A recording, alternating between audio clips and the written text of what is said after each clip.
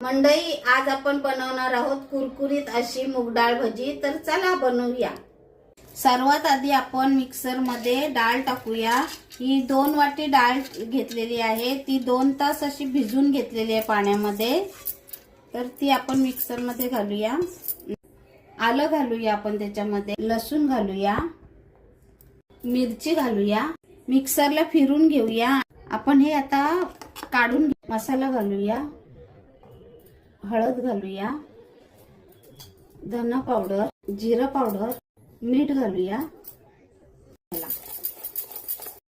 आता त्यामध्ये कांदा घालूया, कोथिंबीर घालूया, करून घेऊया।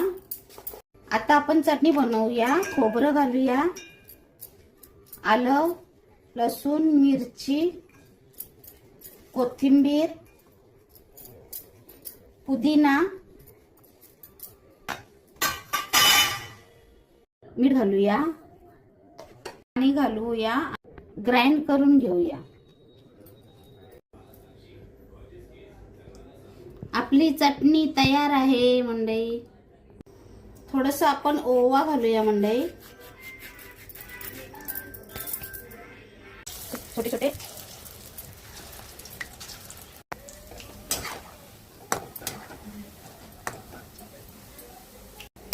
आपली भजी तयार आहे। आपण आता ती काढून घेऊया तेलातून।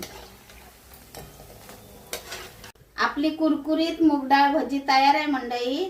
तर माझी ही फेवरेट भजी आहे। तर तुमची फेवरेट भजी कुठली आहे ती मला नक्की कमेंट करून सांगा।